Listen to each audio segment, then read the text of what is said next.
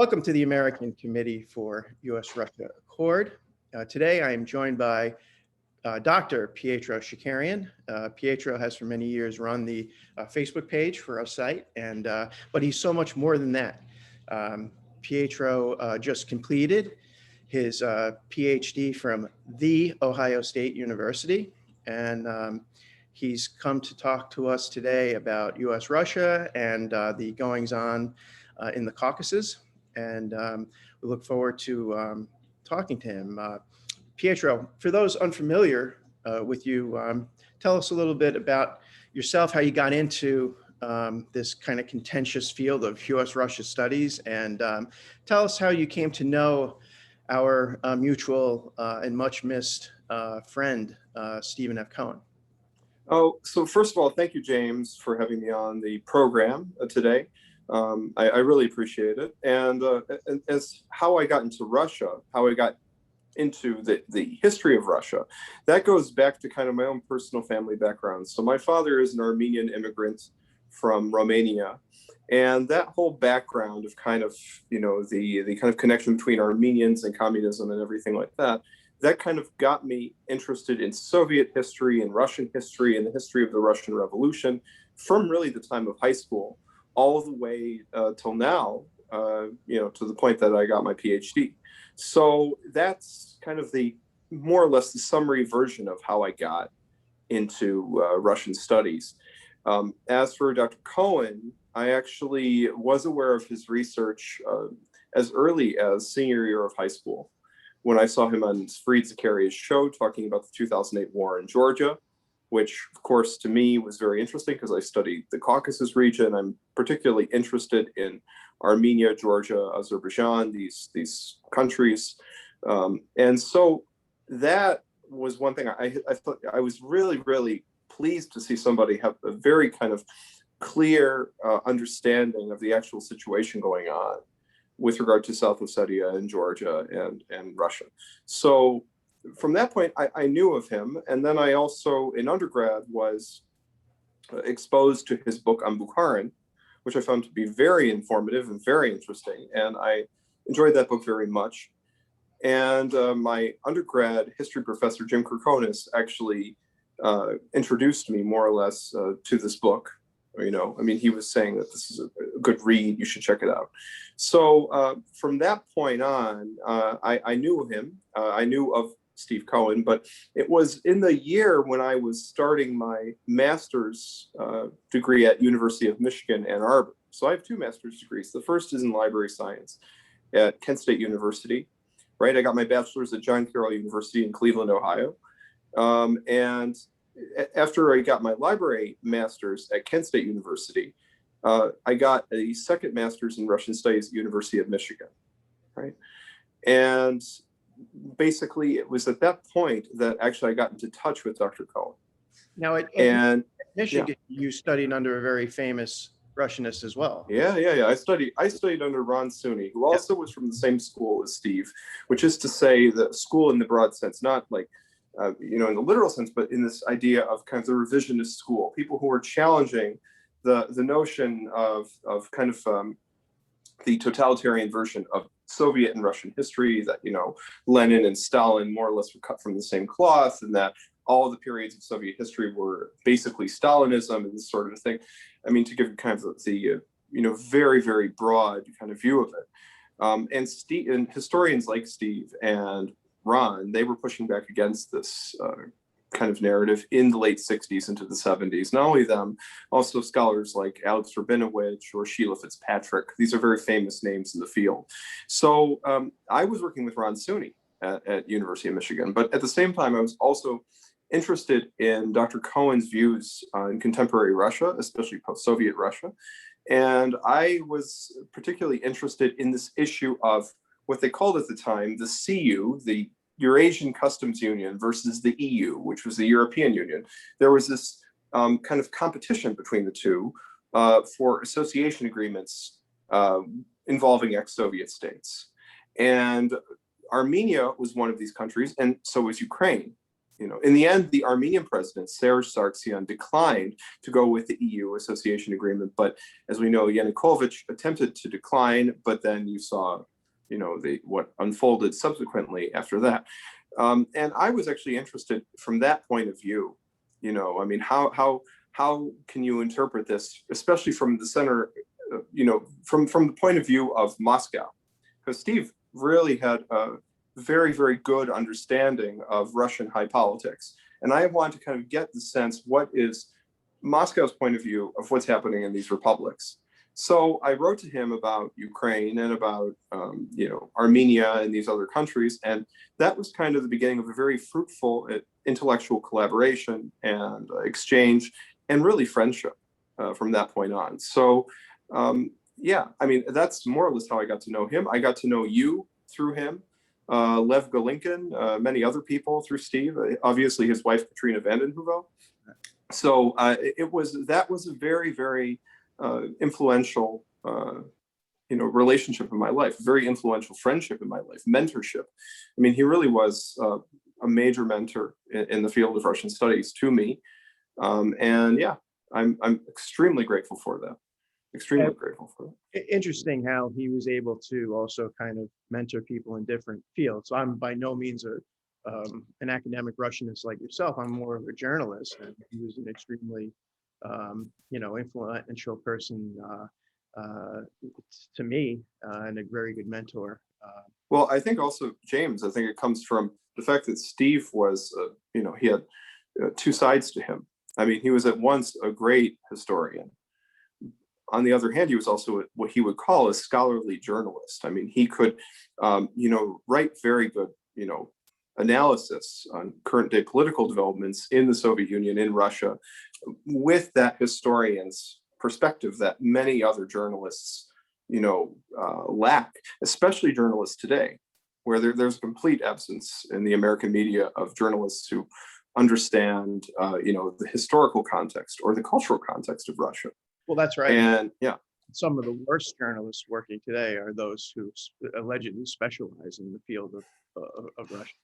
We won't name names. Yeah, we're not going to name names. We're not going to get into that business. You know who you are. So tell me about, I know that you were over in Armenia and in Russia, I think before the COVID crisis hit, and you were working in the archives over there. So what kind of projects have you been working on? Well, I've been working on a very interesting project on Anastas Mikoyan, who was really kind of the #2 man in the Kremlin after Nikita Khrushchev. And he was a major reformer in Khrushchev's government. He was a major leader on de-Stalinization. But what many people don't know, and also, what we know in the West of Anastas Mikoyan, we think this was kind of Khrushchev's fix-it man on foreign affairs. I mean, this is a guy who could talk to Washington, he could talk to Havana, he could talk to different, leaders in different capitals of the world. And so Mikoyan was also even known. I mean, like, there was one time a documentary film, I believe it was CNN's Cold War series, where there was one individual who was being interviewed, and he even referred to Mikoyan as the Armenian wheeler dealer in relation to his activities in Hungary. Mikoyan actually opposed the use of force in Hungary to deal with the Hungarian Revolution of 1956. So Mikoyan was always kind of there. He actually visited Cleveland in 1959. So he was also, so we knew about him here, but he was also on that same visit in Washington. He was in New York, he was in Detroit, he was in LA, he was in San Francisco, he was all over the place, Chicago. And so, I mean, I always kind of had that interest in him, and he was this Armenian state figure. And another aspect of my studies is trying to kind of unpack the riddle of Soviet Armenia, because so much has been written about Armenian history that is about kind of the genocide of 1915, or about, the First Republic of Armenia in 1918, 1919, right, during the kind of civil war period in the Caucasus and Russia. And so that was always something I wanted to learn more about, because when you go to present day Armenia, so much is a legacy of the Soviet times, yet so little has been written about it, ironically enough. So from that point of view, I was interested in kind of unpacking more of this figure of Mikoyan. What I actually found in the archives is that he was basically the most influential reformer on the nationality question after the death of Stalin.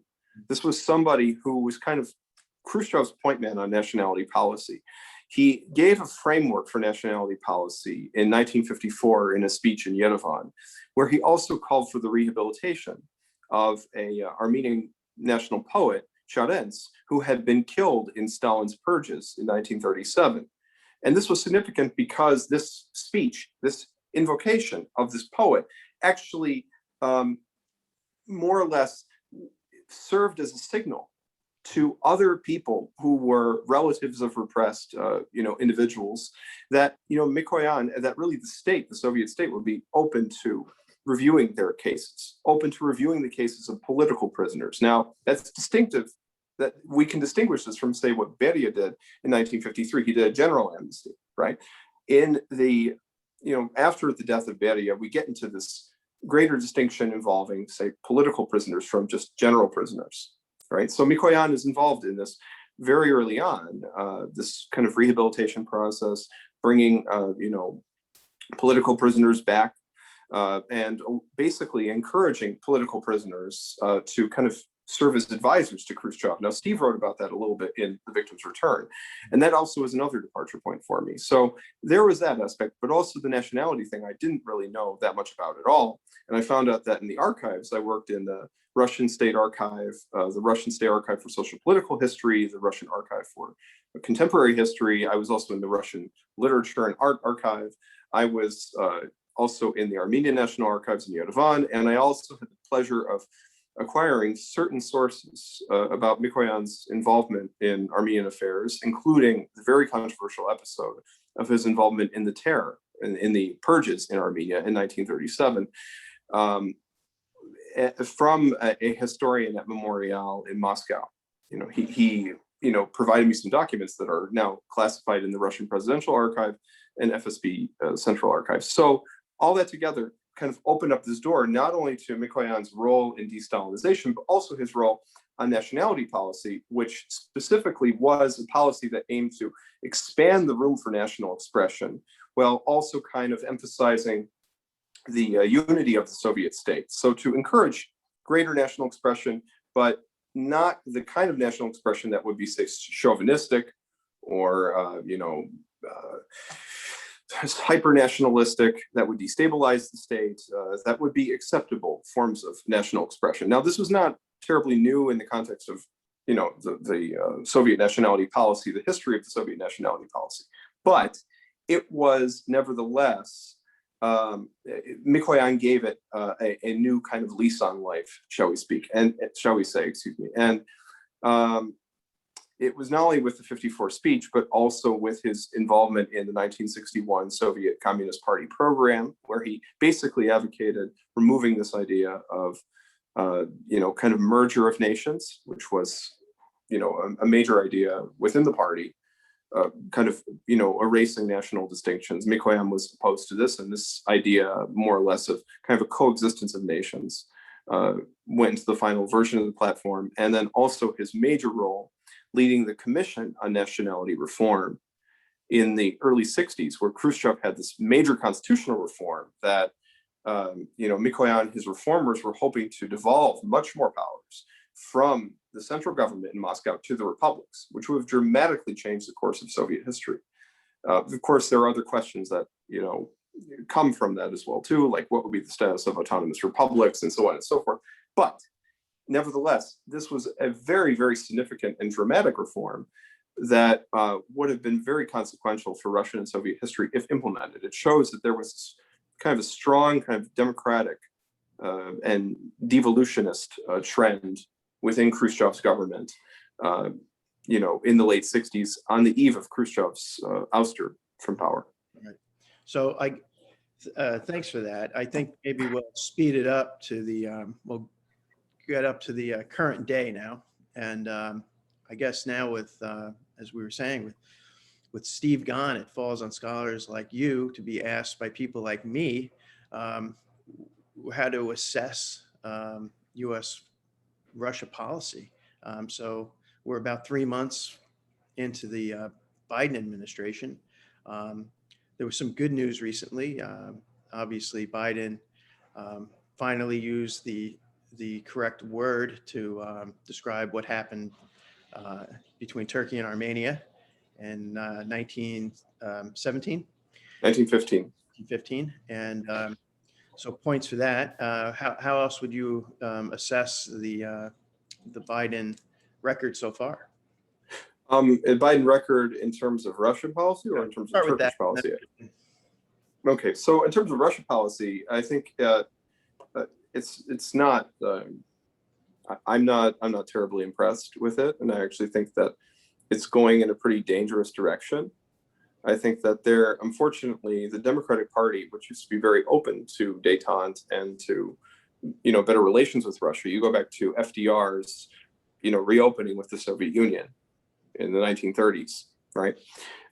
That unfortunately, with the Russiagate scandal, this legacy of the Democratic Party is being erased in this kind of hysteria. And what's even crazier is that, Russiagate kind of continues on even without Trump. Some people might say, well, this was only kind of, the Democrats, because they were acting this way because of Trump.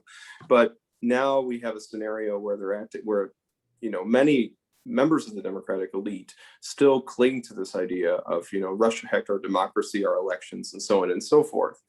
And that, I think, is very dangerous. And it's affected Joe Biden's policy. And also Joe Biden, his policy toward Ukraine is not that impressive, to say the least. Of course, we know that he was kind of like the proconsul of the United States to Ukraine during the Obama years. And more or less, he still continues to hold this interest, right? Now, the irony is Biden and Erdogan actually have some kind of intersecting interests on Ukraine. So Erdogan, after the war in Karabakh, which Azerbaijan was able to snatch up a good chunk of Karabakh from the Armenians, using Turkish Bayraktar drones and also, extensive advice from the Turkish military.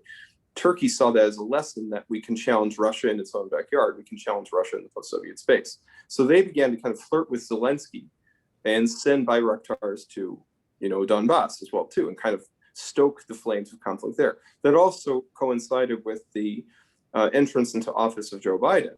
And so there was actually kind of an intersecting interest there to kind of heat up the situation in Ukraine from, the side of the Biden administration and also from Erdogan. But, on the other hand, Biden is also kind of displeased with Erdogan's behavior. And the genocide statement is a reflection of that displeasure. What it also reflects, I think, James, is that I think Turkey is losing friends. And I think that when we look at their actions with regard to Karabakh and Donbass, and also their actions with regard to, the Middle East, how the United States regards that. Now, this recent American statement, Biden's statement on the genocide, that shows that they can't, they think at one point they can easily turn to the Americans if they're upset at Russia, and when they're upset at the Americans, then they can turn to Moscow. They're running out of ability to do that because both sides now, both Moscow and Washington, even if they have their own disagreements, increasingly distrust Erdogan as a player, right, in that part of the world. So they're losing ability to influence. They're losing friends. The economy isn't doing so hot in Turkey, and so that's another dimension. If you want to kind of touch on that issue as well. Right. I mean, there's only so long you can kind of play that double game, and I think that was something that Ukraine's Yanukovych found. You can only get away with that for so long, and sometimes it doesn't work out. I think, let's see, the situation you mentioned in Nagorno-Karabakh has kind of it dominated the headlines for a brief moment back in the fall, last fall. It's kind of receded from the headlines, and you're an expert in that region. Tell us about the situation there as it stands now, and I think you've been there. Yeah, right? I was in Karabakh. I was actually in a part of Karabakh that was under Armenian control. It was part of the Armenian Karabakh, and then it was taken over by Azerbaijan. The city known as Shushi, or Shusha, as Azerbaijanis would know it as Shusha, Armenians would know it as Shushi. And so this town, I was there. I know the people there. They speak a very kind of distinctive dialect of Armenian that's very different from standard Eastern Armenian language. Karabakh is, a really kind of complex conflict that not many people understand from the outset. First of all, it's not a matter of, even though Armenia for a long time, supported Karabakh, they didn't really control Karabakh. There was this idea that somehow the Armenians control Karabakh like a province. But in fact, Karabakh is its own kind of breakaway republic, similar to Abkhazia or South Ossetia. And legally, they would stress this distinction that we're not under Armenian control, we're our own republic, governed by ourselves. And the Karabakh leadership would especially emphasize that. Also, there are distinctive political differences between them. So the Armenians, as we know, in 2018, there was kind of a revolution in Armenia where Nikol Pashinyan came into power under this, with this kind of idea that he was this reformist Democrat, that he would change things, get rid of corruption. Many Armenians were hoping he would be more into kind of social justice, that he could, provide more opportunities for mobility, especially for the poorest Armenians. But in the end, he was speaking more to kind of the 1%, the global 1%, than he was to the citizens of Armenia in terms of economic ideology. So Pashinyan, when he came to power, a lot of the leadership in Karabakh, they didn't like him, they didn't trust him. And that level of distrust actually still kind of lingers on today within the Karabakh leadership toward Pashinyan. And in the aftermath of this war, Pashinyan's popularity has taken, a major hit. He used to be that his popularity was sky high. It was almost untouchable in Armenia, even if he would, waste his political capital. So he had a wonderful opportunity to reform the state, but he squandered it immensely because he decided to instead prosecute the former authorities, prosecute, political foes. And by taking that tack, instead of focusing on reforming the state, instead of focusing on creating more options for mobility for the poorest Armenians, he kind of ruined that.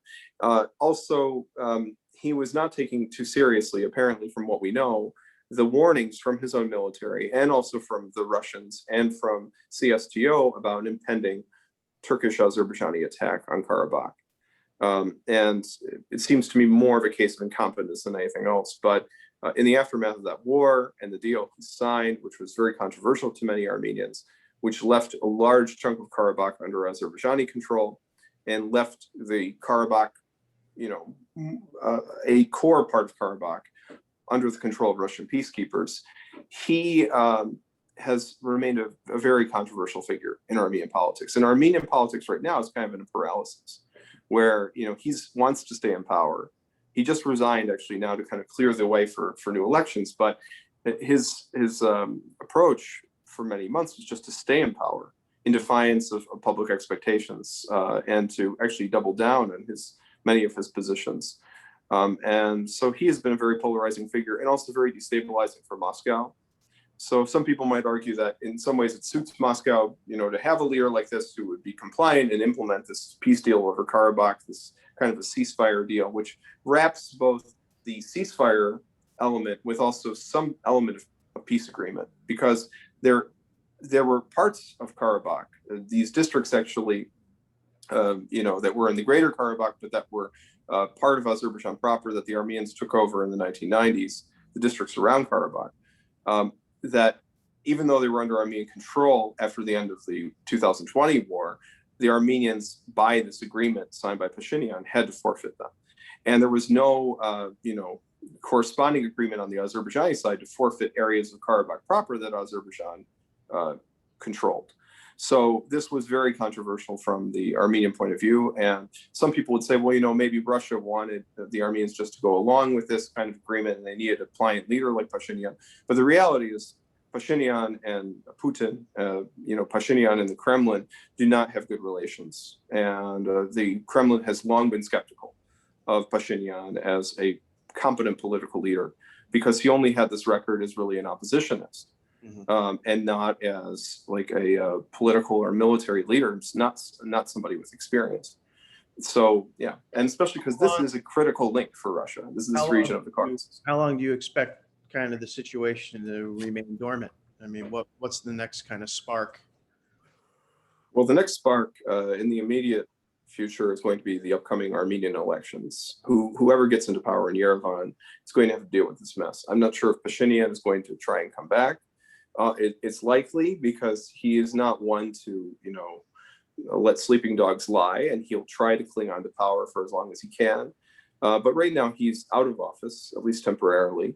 But he will try to, maintain his position. He has a lot riding in this, because it's the legacy of the revolution. It's the legacy of him coming to power. So if he leaves, then that's the end of his whole legacy. I mean, for him, that's a pretty substantial deal. So for Pashinyan, I think so. There is the possibility of that he could, certainly a possibility that he could pull through. There are others who are in contention for the leadership as well, like Edma Manukyan or Vazgen Manukyan. So there are other opposition leaders as well who could possibly take the reins, and it would be in their remit, especially if we're talking about Edma Manukyan or Vazgen Manukyan. These are leaders who could talk to Moscow in a way that Pashinyan can't. So, and also there are potential developments in Karabakh itself, that if Karabakh gets a new president, if somebody like Vitaly Balasanyan comes into power, then you're going to have a leadership in Karabakh that is more willing to work with the Kremlin, and is going to see more eye to eye on these issues of Karabakh with the Kremlin than Pashinyan would be. And Pashinyan also has this record, by the way, of kind of an off and on flirtation with the West. Mm-hmm. And the Russians kind of see him almost like a color revolutionary leader. Even though many people would say that the Armenian Revolution was not color revolution, it had most of the characteristics of one, and many people in Pashinyan's administration were very strongly pro-Western advocates who would, say, we want Putin out of Armenia, these sorts of things. So the Kremlin knows this, and they're watching this, and they're not impressed by Pashinyan, and I don't know how it's going to. What's going to happen next. The other possibility would be if... When is the election? It is in July, okay. I believe. July. So let's briefly touch upon, we're running kind of short on time, to another conflict that Russia is very interested in, the West, in Ukraine. I read today that Ukrainian President Zelensky wants the United States and Canada to play a more active role in helping to solve the conflict. When I read that, I thought that seems like a very bad idea.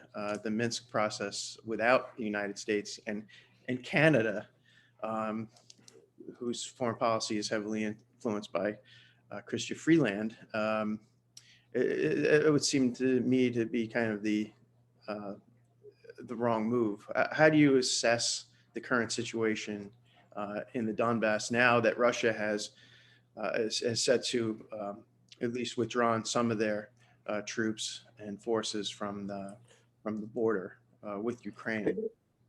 I think there's signs of de-escalation, which are good. I mean, this is a sign of de-escalation, which means we're not going to, at least in the foreseeable future, at least I hope, knock on wood, that we're not going to see something like we saw in 2014, let's say, like a full-scale war over Donbass, which was absolutely tragic. It affected the lives of those people in eastern Ukraine, horribly, as we know. But I think the figure of Zelensky is kind of interesting. I mean, he's almost like a tragicomic figure, right? This was a wonderful, television comedian who, major comedian in Russia in the post-Soviet space, whose work was enjoyed not only in Russia, by the way, but or not only enjoyed in Ukraine, by the way, excuse me, but in Russia, and he was kind of like, almost like, I guess it's like if Steve Carell or I don't know, Jon Stewart were to become the president of the United States, it would be something along those lines. That's what we're dealing with. It's a little bit like that movie Being There with Peter Sellers. I don't know. Yeah, absolutely. I mean, this is what. So, but Zelensky, was a man who was. He comes from his heart is in a more humanistic place, and he really wanted at the beginning to have more of a dialogue with Russia, to restore the rights of Russian speakers in Ukraine. I mean, he was kind of the peace candidate versus Poroshenko, who was, the war candidate. And what happened is, unfortunately, he ran to limitations on what he could do. He couldn't restore those ties with Russia because he has to deal with the far right in Ukraine. So his hands are tied. Also, he wasn't able to manage the major socioeconomic problems that Ukraine suffers from. And so as a result, his popularity declined, and he's looking for ways to kind of bolster that popularity. So now he's thinking, well, maybe if I act tough on Donbass, maybe that would kind of bolster my position, all that. But like I say, I mean, it's tragic. Actually, the whole thing with Ukraine is tragic.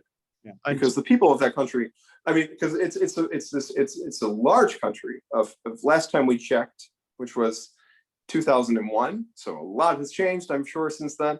But last we checked, it was 45 million people, probably much less today, probably closer to about somewhere in the ballpark of 30 million people. Yeah. But it's a beautiful country.